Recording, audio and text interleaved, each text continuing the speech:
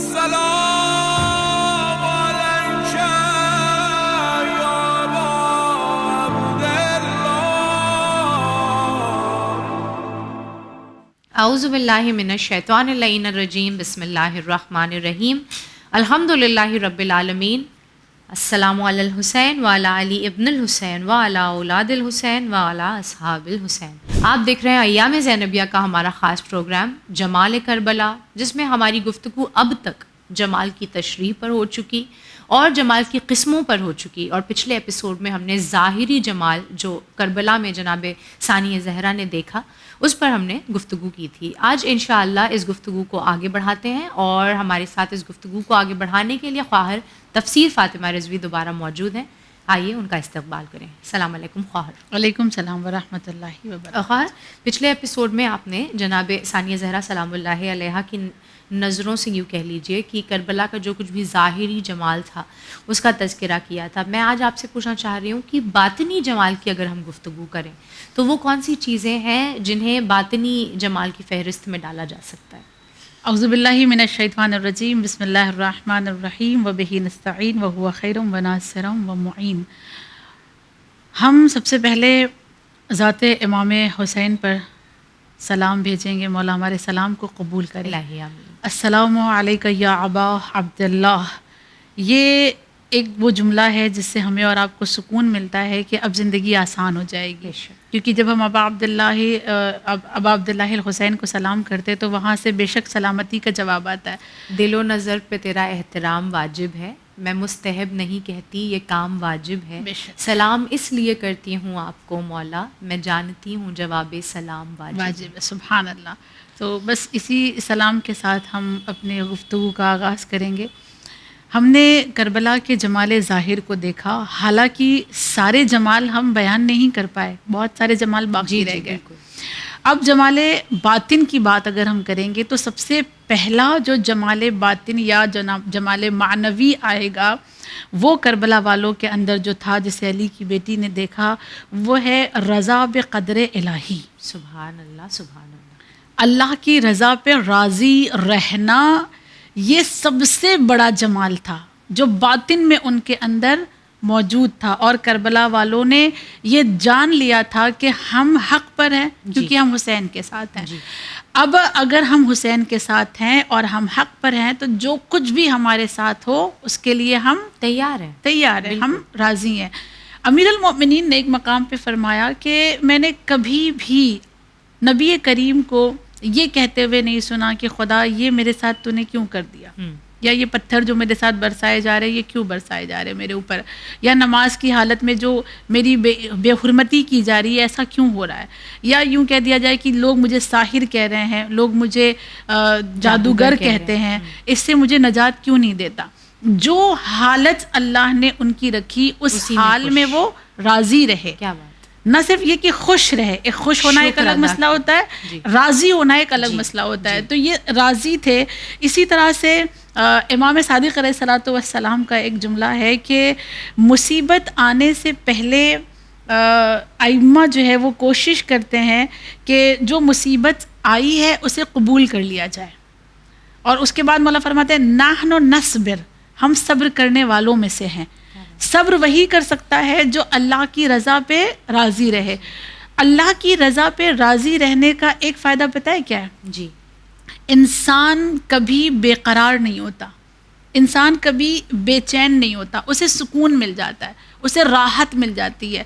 ہم چاہتے ہیں نا ہماری زندگی راحت میں گزرے، سکون میں گزرے، تو جس حال میں اس نے رکھا ہے ہم اس حال میں راضی رہیں۔ جو وہ ہمیں دے رہا ہے ہم اسے قبول کر لیں۔ وہ ہمیں بڑھاپا دے رہا ہے، قبول ہے۔ وہ ہمیں بیماری دے رہا ہے، قبول ہے۔ وہ ہمیں غریبی دے رہا ہے، قبول ہے۔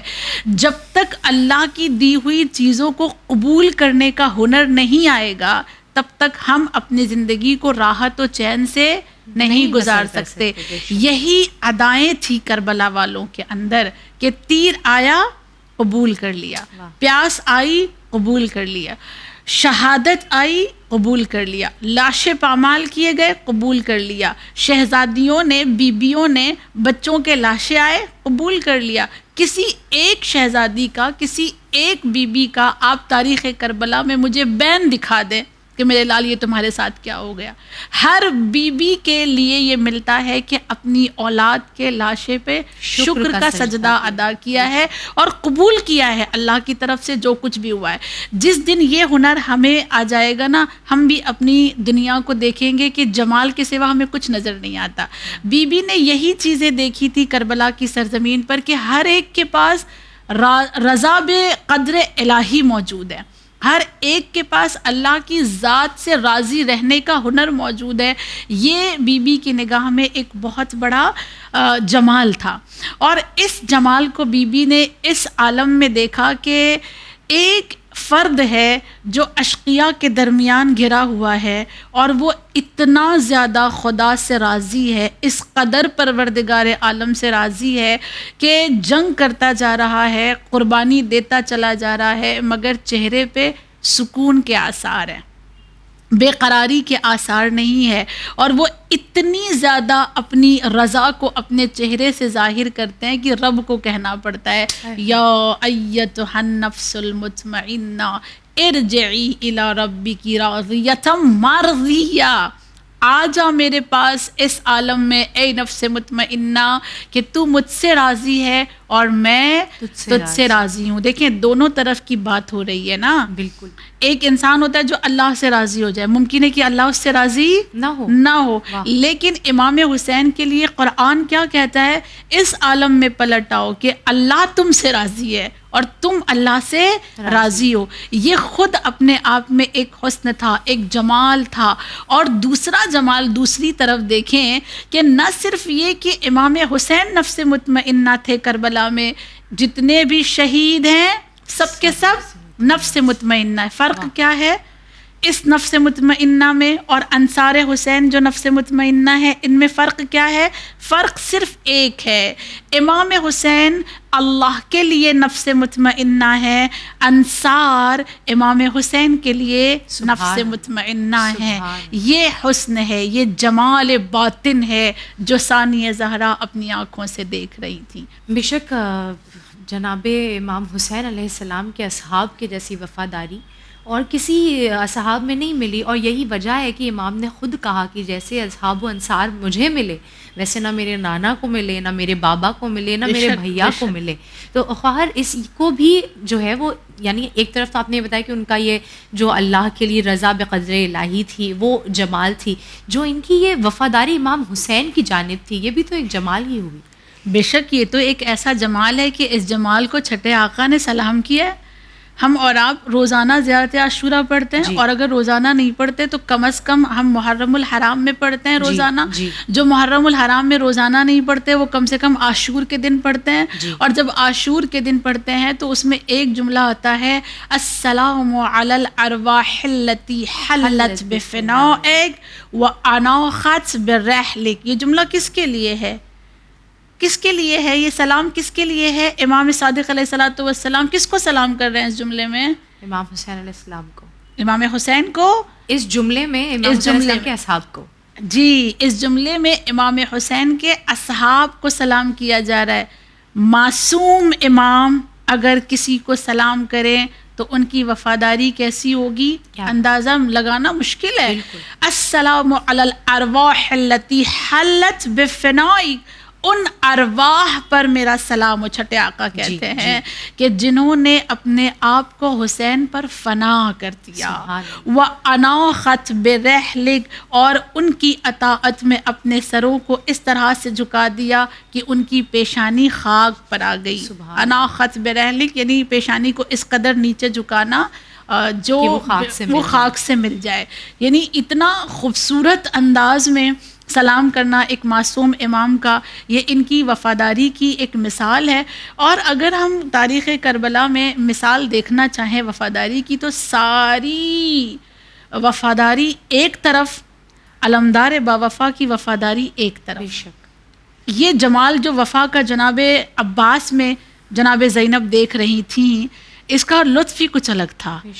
شاید یہی وجہ ہے کہ علماء کو یہ کہنا پڑتا ہے کہ بعد عباس اگر کوئی عباس بن سکا ہے تو وہ علی کی بیٹی ہیں, اس لیے کہ انہوں نے سارے جمال اپنے بھائی کے کربلا میں دیکھے تھے, اور پھر اسی جمال کو اکٹھا کر کے وہ اپنے آپ کو عباس علمدار بناتی ہیں. اور ان کے وفا کی سب سے بڑی مثال یہ ہے کہ امان نامہ عباس علمدار کے پاس آیا تھا دشمن کے لشکر کی جانب سے، لیکن یہ کہہ کر انہوں نے واپس کیا تھا کہ جس امان نامے میں میرے آقا کا نام نہیں ہے یہ غلام اس امان نامے کو قبول نہیں کر سکتا. میں اپنی جان ان کے قدموں میں دینے کو افضل سمجھتا ہوں بجائے اس کے کہ میں اس امان نامے کو قبول کر لوں. یہ وفاداری، یہ جانثاری، یہ قربانی کا جذبہ، یہ امام حسین کے لیے انصار کا نفس مطمئنہ بن جانا، یہ جمال نہیں ہے، جمال کربلا ہے بے شک. مگر خواہر جیسے ابھی آپ نے پچھلے ایپیسوڈ میں ظاہری جمال کی جو ایگزامپلز دی تھیں، آپ نے ابھی تھوڑی دیر پہلے کہا کہ وہ تو چند ہیں اور بہت سارے ہیں جن کا تذکرہ انسان کرتا ہی جائے تو بھی ختم نہ ہو. اسی طریقے سے باطنی جمال بھی صرف یہ ایک دو تو نہیں ہو سکتے. میں چاہوں گی آپ اور کا بھی تذکرہ یہاں کریں. بے شک، جیسے جمال ظاہر کئی ہیں، جی، جمال باطن کی بھی کئی مثالیں دی گئی ہیں، جن میں سے ایک تو یہ تھا رضا بقدر الہی. دوسرا جمال باطن ہے عزت کا کانسیپٹ، جی، جو ہمیں کربلا سے ملا. واہ واہ. اور وہ کانسیپٹ جو امام حسین نے انصار کو دیا، بیبیوں کو دیا، اور اس کانسیپٹ کو شہزادی نے اپنے قلب میں اتارا. عزت اور ذلت میں فرق کیا ہے یہ کربلا میں طے پایا ہے. خوبصورت آپ جی ہیں، کیا کہیں. ظاہری طور پر اگر زمانہ دیکھے تو زمانہ یہی کہے گا کہ ذلت کسے ہوئی ہے؟ کیا آقا حسین کے لشکر کو. مگر باطن میں جسے عزت نصیب ہوئی ہے وہ کون ہے؟ وہ لشکر امام حسین ہے، وہ آقا حسین کی ذات ہے. اور جب دربار ابن زیاد میں آ کر اسیروں کو رسن بستہ کر کے کھڑا کیا گیا تھا، اور اس وقت ابن زیاد نے کہا تھا کہ دیکھا مجھے فتح مل گئی، مجھے عزت مل گئی، یہ کامیابی، یہ جیت، تم لوگوں کا مار دیا جانا، تم لوگوں کا اسیر بن جانا، یہ تمہاری ذلت کی نشانی ہے. اور میرا تخت نشین ہو کر بیٹھنا، میرا اس طرح سے حکومت کرنا، یہ کیا ہے؟ عزت کی نشانی ہے. اس وقت علی کی بیٹی نے کیا جواب دیا تھا؟ اصل میں تجھے عزت اور ذلت کا معنی معلوم ہی نہیں ہے. تو جانتا ہے ہماری عزت کیا ہے؟ ہماری عزت یہ ہے کہ رسالت ہمارے خاندان میں، نبوت ہمارے خاندان میں، امامت ہمارے خاندان میں، عصمت ہمارے خاندان میں، شہادت ہمارے خاندان میں. اور یہ سارا کا سارا جو اللہ کے پاس عزت کا خزانہ تھا اس نے سب کچھ ہمیں دے دیا. یہ جو حکومت ظاہری طور پہ تو کر رہا ہے اصل میں یہ ذلت ہے، اور یہ ذلت ایسی ہے جو تجھے یہاں بھی ملے گی اور آخرت میں بھی تو ذلیل و رسوا ہو جائے گا. یہی وجہ ہے کہ کرب و بلا کی سرزمین پر جتنے بھی شہید تھے وہ سب جانتے تھے کہ عزت کس میں ہے اور ذلت کس میں ہے.